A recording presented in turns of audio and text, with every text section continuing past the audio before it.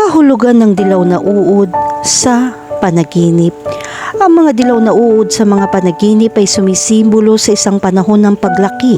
Nagdadala ito ng mensahe ng isang oras ng paghihintay na sasalubong sa iyo ng masaya. Nangangahulugan din ito na makakaranas ka ng mga makabuluhang pagbabago. Ang kulay na dilaw ay kasing kahulugan ng mga gawaing intelektual.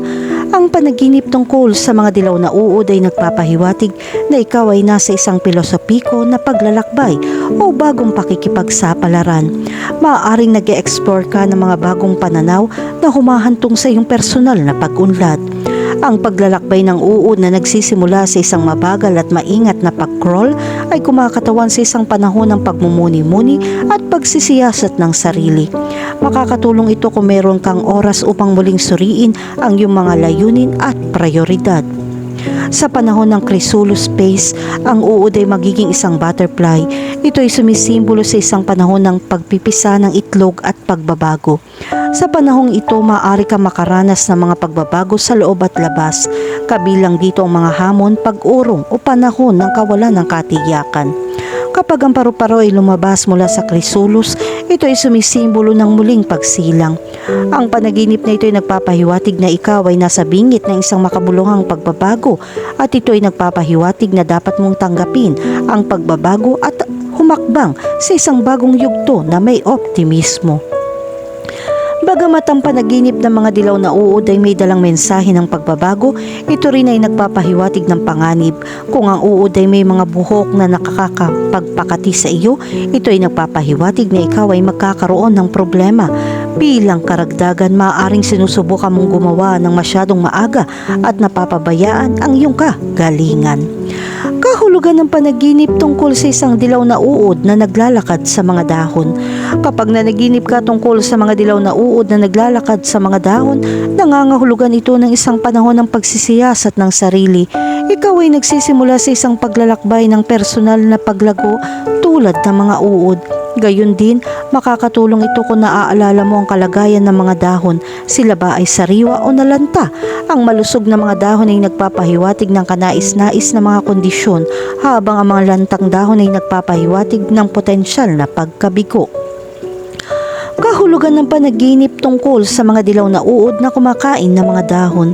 Ang panaginip ng mga dilaw na uod na lumalamon sa mga dahon ay sumisimbolo sa pagsipsip ng kaalaman at karanasan. Ang simbolo na ito ay nagpapahiwatig na ikaw ay isasawsaw ang iyong sarili sa pag-aaral. Ang mga dahon sa isang panaginip ay kumakatawan sa kasaganahan ng kaalaman at karanasan na magagamit. Ang matakaw na gana ng uod ay nagpapahiwatig na dapat kang matutong tumanggap ng mga bagong pananaw. Kahulugan ng panaginip tungkol sa mga dilaw na uod na nagiging kukun.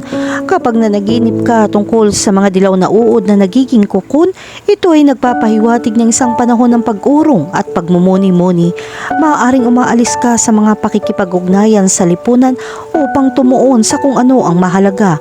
Ang panaginip na ito ay isang senyales na kailangan mong i-refresh ang iyong sarili.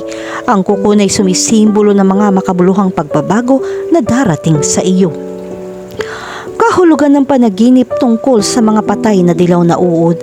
Ang panaginip ng mga patay na dilaw na uod ay sumisimbolo sa pagtatapos ng isang cycle. Ang pagkamatay ng isang partikular na aspeto ng iyong sarili, ang pagtatapos ng isang relasyon o pagkabigo. Kahit na ang panaginip na ito ay nagdudulot ng kalungkutan o pagkawala, ito rin ay nagpapahiwatig ng potensyal para sa muling pagsilang. Kahulugan ng panaginip tungkol sa may hawak na dilaw na uod. Kung nanaginip ka na may hawak na mga dilaw na uod, ito ay sumisimbolo ng isang pakiramdam ng pag-aalaga at pag-aalala. Maaaring ginagampanan mong tungkulin ng isang tagapag-alaga at may pananagutan para sa isang bagay. Ito ay tanda ng lubos mong mauunawaan ang iyong mga responsibilidad. Sa kabilang banda, kung nakakaramdam ka ng pangangati dahil may hawak kang uod, ito ay nagpapahiwatig ng pakiramdam ng kakulangan sa ginhawa. Maaaring nag-aalala ka tungkol sa isang bagay. Nangangahulugan din ito ng isang pasanin ng responsibilidad ay nakatali sa iyo pababa. Kahulugan ng panaginip tungkol sa pumatay ng dilaw na uod. Kapag napanaginipan mong pumatay ng mga dilaw na uod, maaari kang matakot sa pagbabago o gusto mong kontrolin ang kahihinatnan ng isang sitwasyon. Ang panaginip na ito ay isang babala upang tanggapin ang mga hindi maiiwasang pagbabago. Sa kabilang banda, ang panaginip na pumatay ng mga dilaw na uod ay sumisimbolo na kailangan mong tugunan ang mga mapanirang aspeto ng iyong buhay. Ang panaginip na ito ay sumasalamin sa iyong pagnanais na maging malaya mula sa mga nakakapinsalang pag-uugali na humahadlang sa iyong kaligayahan.